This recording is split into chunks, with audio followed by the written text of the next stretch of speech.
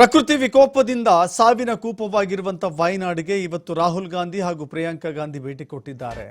ಪ್ರಾಣವನ್ನ ಕಳೆದುಕೊಂಡಿರುವಂತಹ ಕುಟುಂಬಗಳಿಗೆ, ತಮ್ಮ ಸಂಬಂಧಿಕರನ್ನ, ನೆಂಟರನ್ನ ಕಳೆದುಕೊಂಡಿರುವಂತಹ ಕುಟುಂಬದ ಸದಸ್ಯರನ್ನ ಕಳೆದುಕೊಂಡಿರುವಂತಹ ಅಲ್ಲಿನ ಜನರಿಗೆ ಸಾಂತ್ವನ ಹೇಳ್ತಾ ಇದ್ದಾರೆ.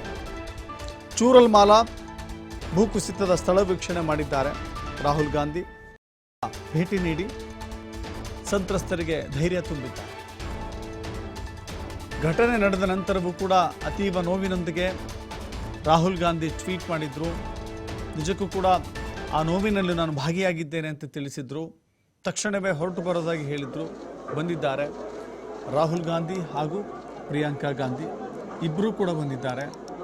ಚೂರಲ್ಮಾಲಾ ಎಂಬ ಪ್ರದೇಶದಲ್ಲಿ ಅತಿ ದೊಡ್ಡ ದುರಂತವೊಂದು ಸಂಭವಿಸಿ ಹೋಗಿದೆಯಲ್ಲ, ಆ ದುರಂತ ಸಂಭವಿಸಿದ ಜಾಗದಲ್ಲಿಯೇ ಸಹೋದರ ಸಹೋದರಿಯರಿಬ್ಬರು ಕೂಡ ಇದ್ದಾರೆ.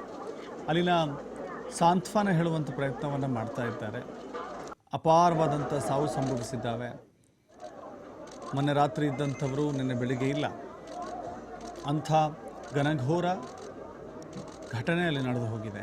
ಪ್ರಕೃತಿಯ ವಿಕೋಪ ಅತ್ಯಂತ ಆ ಪ್ರತಾಪ ಇದೆಯಲ್ಲ, ದೊಡ್ಡ ಬೃಹತ್ ಪ್ರಮಾಣದಲ್ಲಿ ಕುಸಿದು ಹೋದಂಥ ಬೆಟ್ಟ, ಆ ಬೆಟ್ಟದ ಅವಶೇಷಗಳಲ್ಲಿ ಪ್ರಾಣವನ್ನು ಕಳೆದುಕೊಂಡಿದ್ದಾರೆ. ಆ ಸ್ಥಳಕ್ಕೆ ರಾಹುಲ್ ಗಾಂಧಿ ಭೇಟಿ ಕೊಟ್ಟಿದ್ದಾರೆ. ಸಾಂತ್ವನವನ್ನು ಹೇಳಿದ್ದಾರೆ, ಧೈರ್ಯ ಹೇಳಿದ್ದಾರೆ.